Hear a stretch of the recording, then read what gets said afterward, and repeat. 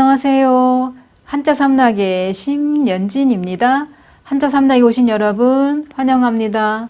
오늘은 6월 1일 토요일이에요. 주말이면서 또 올 한 해를 놓고 봤었을 때 상반기의 마지막 달이고 또 여름이 이제 턱 밑에까지 왔어요. 올 여름은 엄청 덥고 또 비도 자주 온다는데 늘 건강 조심하시고 또 저랑 또 한자 공부도 계속 이어서 하시기를 제가 소망합니다. 그럼 제가 준비한 고사성어 써볼게요. 제가 준비한 거는 포, 그다음에 호,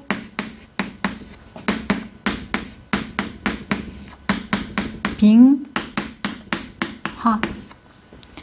자, 이 포빙하라는 거는 포라는 거는 우리가 이 글자는 사나울 폭, 모질포 두 개가 나오잖아요. 이 전주문자잖아요. 그러면 여기서는 모질폭, 이거는 범호. 그다음에 이거는 타다, 탈빙. 그러니까 이렇게 불에 타는 게 아니라 탈승처럼 뭐 말을 타다 뭐 이럴 얘기일 때 탈빙. 그다음에 이거는 성씨가 풍시일 때 성풍도 돼요. 이거는 성씨로 말하면 성풍. 그때는 풍으로 읽어야 돼요. 저 같은 경우에도 성으로 쓸 땐 심이지만 단어로 쓸 때는 잠길 침묵할 땐 침으로 읽고 이렇듯이 이 글자도 성으로 쓸 때랑 단어로 쓸 때랑 음이 달라져요. 그다음에 이거는 뭐 물하. 그러면 이 글자의 이제 그 뜻을 설명해 드리자면 뭐냐면은 맨손으로 범에게 덤벼들고 걸어서 강을 건넌다. 여기서 강의 의미는 황하강을 말하는 거예요. 그러면 속뜻은 뭐냐면 용기는 있으나 행동이 무모하다. 또는 이제 뭐 신중하지 못하고 분별 없이 날뛰는 것을 이른다. 이렇게 나오는데 자전에 보면은 요 동그라미 친 이 부분이 그 뜻이 있어요. 그러니까는 그 단어 뜻이 있는데 뭐냐면 걸어서 황하를 건넌다. 걸어서 물을 어떻게 걸어요? 사실은 그죠? 걸어서 황하를 건넌다는 게 이제 겉뜻이고 속뜻은 뭐냐면 무모한 용기 이렇게 나와요. 이게 자전에도 나와 있어요. 단어 자체가. 그러면 이제 이 그 자언 설명을 이제 해드리자면 무슨 얘기냐면 이게 이제 공자님 때 얘기예요. 이제 공자님이 어느 날 이제 걸어가다가 이분의 어떤 이게 제자가 있잖아요. 그죠? 따르는 제자들이 있는데 이제 공자가 가장 사랑했던 그 제자, 아꼈던 그 제자가 안회하고 그다음에 자로 이 두 사람이다 이제 이런 얘기예요. 근데 이제 이렇게 이 두 사람 이제 우리 귀에도 익숙한 제자예요. 그죠? 이 사람 말고도 이 두 사람 말고도 이 공자를 따르는 제자들이 거의 70여 명이 공자를 따랐대요. 그 제자들이.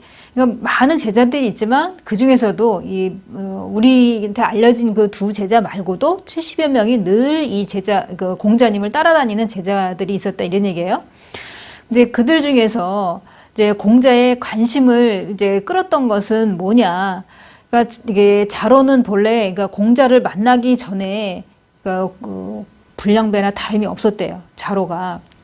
그래서 이제 공자의 어떤 평판이 자자하고 하니까 이제 자로는 도대체 공자가 어떤 사람이길래 그럴까 이제 이게 궁금했던 모양이에요. 그러니까 자로는 지금 현재 공자님의 제자지만 제자가 되기 전에는 거의 불량배나 다름이 없었다 이런 얘기예요.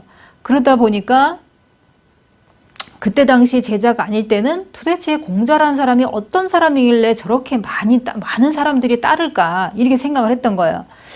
그래서 뭐가 대단할까 이렇게 생각하면서 에이 모르겠다 한번 골탕이나 한번 먹여주자 하는 그런 생각에 공자를 이제 찾아간 거예요. 공자를 찾아가서 어떤 사람인지를 단번에 알 수 있었던 게 뭐냐면 그분의 공자님의 어떤 인품에 이렇게 압도되어 있고 그 길로 바로 자진해서 제자가 됐다고 그래요. 이 자로가. 그러니까 이제 그 공자님한테 이제 물어본 거예요. 이 자로가 좀 제가 어떤 사람이라고 여겨지십니까? 이제 이렇게 물어본 거죠. 그러니까는 자로 자네는 무예나 어떤 용맹함 이런 거는 뛰어나지만 학문을 너무 소홀히 해서 그게 흠이다. 이제 이렇게 책망을 듣기도 했어요. 이 자로가. 그래서 이제 그렇게 책망을 듣기도 했지만 일편단심, 이 자로는 일편단심 공자님만 바라보고 공자님을 그러니까 스승으로서 존경하고 이렇게 열심히 따랐다 이런 얘기예요. 그러던 어느 날 공자님이 아내하고 이제 대화를 나누는데 아내도 있고 뭐 자로도 있고 뭐 이랬겠죠. 그 이제 제자들은 늘 제자들이 자기를 이제 공자를 따르는 제자들인데 뭐 아내하고 자로는 항상 곁에 있었으니까 이제 이게 질문을 이제 이런 말을 한 거예요. 이제 대화 속에서 공자한테 질문하기를 선생님은 이 한 나라의 군대를 지휘하는 입장이 된다면 어떤 인물에 의지하시겠습니까? 이제 이렇게 물어본 거예요. 그러니까 옆에 듣던 이게 자로가 나를 이제 얘기하겠다. 난 용맹하고 또 나 같은 경우에는 또 무예도 출중하고 이러니까 이제 전쟁 중에 지휘를 맡았다면 하고 가정을 한 거잖아요. 공자한테. 그러니까 그 대답으로서는 나를 지목하겠다 이렇게 생각을 한 거예요. 근데 이제 뭐라고 얘기하냐면은 그 자로 너다. 그러니까 이게 생각을 할 때 이렇게 자로 바로 너야. 이렇게 대답이 나올 줄 알았는데 이 기대했던 대답이 안 나오는 거예요. 그래서 뭐라고 얘기하냐면 호랑이한테 맨주먹으로 달려들고 걸어서 강을 건너려고 하는 그런 자처럼 죽음을 두려워하지 않고 이런 사람하고 그러니까 죽음을 두려워하지 않고 무모한 사람하고는 함께 하고 싶지 않다 이렇게 얘기한 거예요. 그러니까 전쟁 중에 지휘를 한다 하면은 이렇게 좀 용기도 있고 용맹하고 무예도 출중한 자로 자기를 지목할 줄 알았는데 그런 좀 무모한 사람은 자기는 이제 같이 하고 싶지 않다 이렇게 얘기한 거예요. 그래서 겁이 많을 정도로 신중을 기하고 그 다음에 용의 주도한 사람이 내 곁에 있는 게 오히려 믿음직스럽다 이렇게 얘기한 거예요. 공자님이. 그래서 여기에서 말한 것처럼 포호빙하라는 거는 이게 속뜻이 용기는 있으나 행동이 무모하다. 그러니까 만약에 이제 이 적이랑 지금 내가 어떤 심리전을 하고 있다.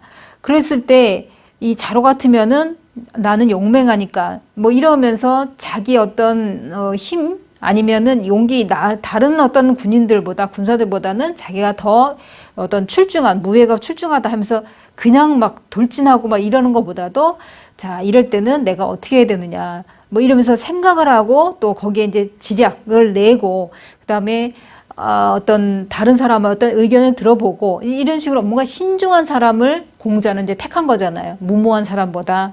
그래서 우리도 보면은 일을 할 때라든지 이럴 때 즉흥적으로 생각 없이 어떤 돌발 행위라기까지는 좀 그렇지만은 쉽게 좋게 말하면 추진력이 있다고 할 수 있지만은 또 약간 달리 표현하면은 일을 어떻게 이렇게 생각 없이 크게 벌려 뭐 이런다든가 또 아니면은 좀 무모하다고 지금 자로처럼 무모하다고 얘기할 때 주변에서는 그 사람을 말리게 되잖아요. 아니야 그건 아니야 하면서 노노 할 거 아니에요.